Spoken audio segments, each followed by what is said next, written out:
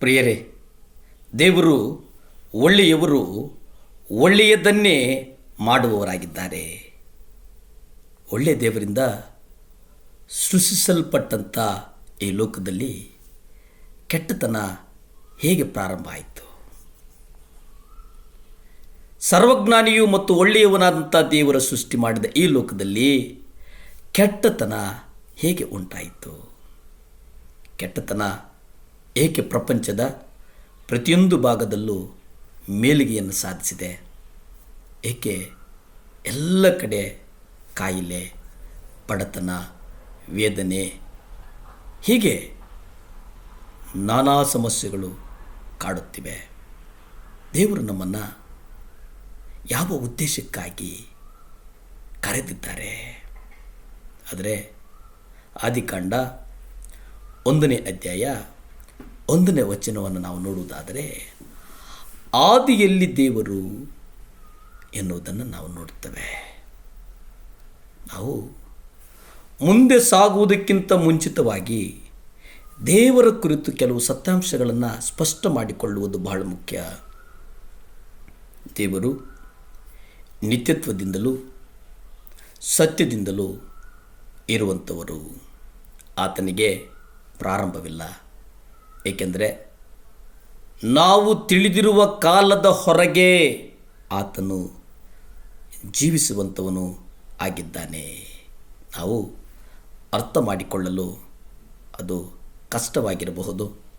ಅದು ಏಕೆಂದರೆ ಯಾವ ರೀತಿಯಲ್ಲಿ ಒಂದು ಪಾತ್ರೆಯು ಸಮುದ್ರದ ನೀರನ್ನು ಹಿಡಿದಿಟ್ಟುಕೊಳ್ಳಲು ಸಾಧ್ಯವಿಲ್ಲವೋ, ಅದೇ ರೀತಿಯಲ್ಲಿ ನಮ್ಮ ಬುದ್ಧಿಯು ದೇವರ ಜ್ಞಾನವನ್ನು ಹಿಡಿದು ಇಟ್ಟುಕೊಳ್ಳುವುದಕ್ಕೆ ಸಾಧ್ಯ ಇಲ್ಲ.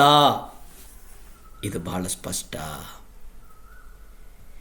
ದೇವರ ವಾಕ್ಯವಾದ ಸತ್ಯವೇದದ 66 ಪುಸ್ತಕಗಳಲ್ಲಿ ಆದಿಕಾಂಡ ಮೊದಲನೆಯದಾಗಿದೆ. ಅಲ್ಲಿ ನೋಡ್ತೇವೆ, ಆದಿಯಲ್ಲಿ ದೇವರು. ಸತ್ಯವೇದ ನಿತ್ಯತ್ವದಲ್ಲಿ ಕೂಡಿದೆ. ದೇವರು ನಮ್ಮೊಂದಿಗೆ, ಅಂದರೆ ಮನುಷ್ಯರೊಂದಿಗೆ ವೈಯಕ್ತಿಕವಾದಂಥ ಒಂದು ಸಂಬಂಧವನ್ನು ಇಟ್ಟುಕೊಳ್ತಾರೆ. ಸತ್ಯವೇದದಲ್ಲಿ ಅದು ಅನೇಕ ಸಲ ಪ್ರಕಟಿಸಲ್ಪಟ್ಟಿದೆ.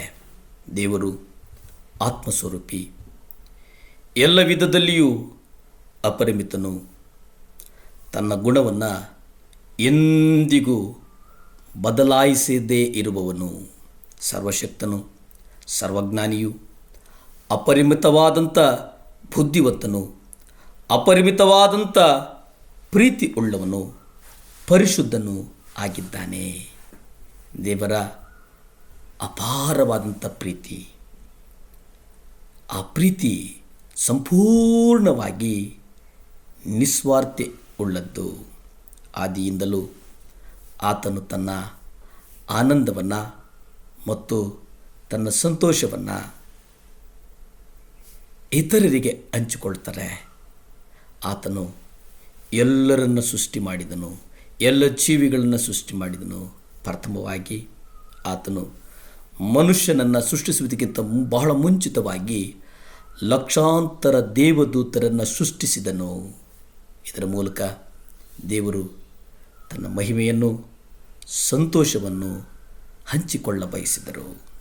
ದೇವರಲ್ಲಿ, ದೇವದೂತರಲ್ಲಿ ಅವರ ನಾಯಕನನ್ನಾಗಿ ದೇವರು ಒಬ್ಬನನ್ನು ಸೃಷ್ಟಿಸಿದರು. ಅವನ ಹೆಸರು ಉದಯ ನಕ್ಷತ್ರ, ಅಂದರೆ ಸೈತಾನ. ಆ ಹೆಸರು ಇದರಲ್ಲಿ ಒಂದು ಕೆಟ್ಟ ಹೆಸರೆಂದು ಪರಿಗಣಿಸಲ್ಪಟ್ಟಿದೆ. ಅದರ ಹಿಂದೆ ಬಹು ಪರಾಕ್ರಮಿಯಾದ, ಬುದ್ಧಿವಂತನಾದ, ದೇವದೂತರೆಲ್ಲರ ಅತಿ ಸುಂದರನಾದ ಹೆಸರಾಗಿತ್ತು.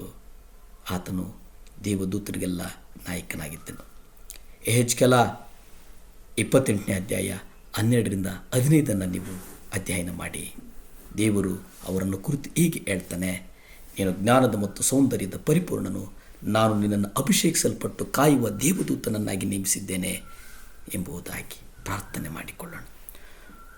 ಭೂಮಿ ಆಕಾಶಗಳನ್ನು ಉಂಟು ಮಾಡಿದಂಥ ಸರ್ವಶಕ್ತನಾದಂಥ ದೇವರ ಸ್ತೋತ್ರಪ್ಪ.